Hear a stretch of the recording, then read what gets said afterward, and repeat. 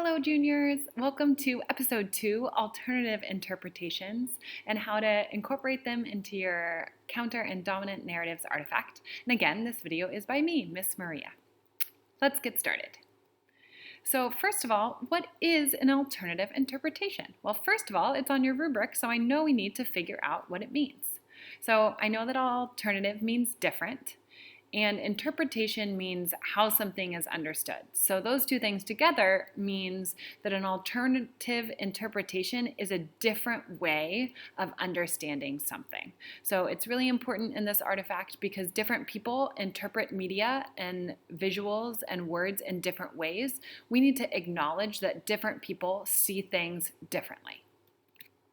So why do alternative interpretations matter? Because they're part of your rubric, and I want to help you be able to meet all parts of the rubric, either in a proficient way or an advanced way. So on the screen, you can see that I have taken the proficient column and the advanced column for alternative interpretations. Let's start with the proficient column. So it says that if you are proficient in this domain, you have provided a thesis distinct from alternative positions and explained how your thesis is different. Now, if you want to be advanced, you need to not just explain how it's different, but you also need to respond to the way that other people might interpret it. So instead of just acknowledging that there's an alternative side to the argument, you need to acknowledge and then say why your side is more correct and give evidence to support that. So when we think about quality criteria for this, just to put it more simply, for proficient, you need to acknowledge a different way of viewing the media, and to be advanced, you need to acknowledge a different way of viewing the media, and you need to respond to those different viewpoints, which is right over here at the bottom of the screen. Okay, so sure, we know all that, we can read that from the rubric, but what does that really mean? We're going to go through some examples. So example number 1.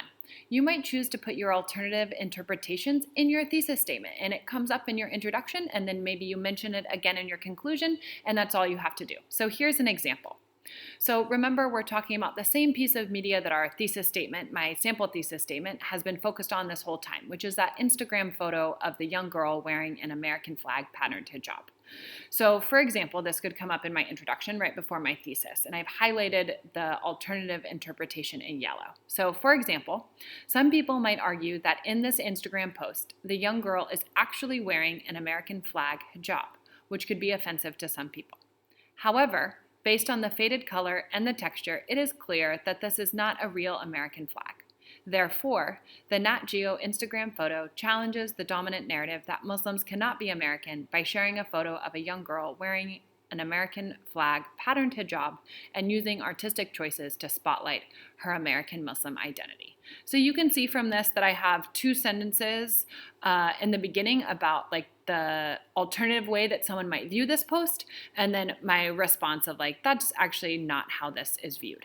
Now for you, it might be not as concrete as mine. So some other ideas is to acknowledge that your media piece isn't just acting as a counter narrative. It might also be perpetuating a different dominant narrative in certain instances.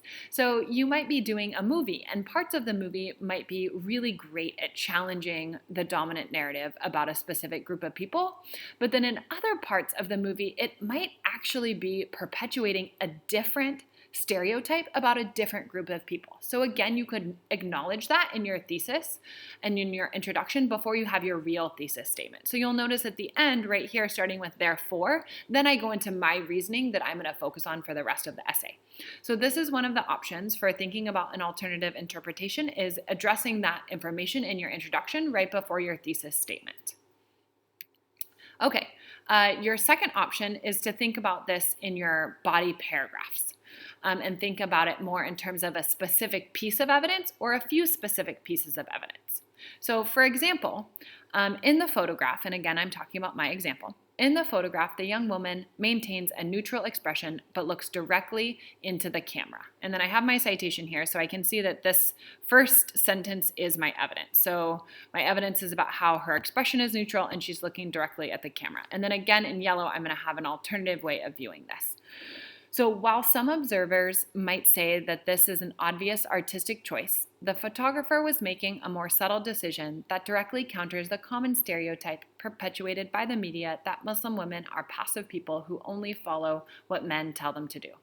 So I acknowledge that some people might just say like, oh, of course it's a photograph. People are always looking at the camera, but that's actually not true. I'm arguing that this was a specific choice that the photographer made to challenge the stereotype that Muslim women are passive.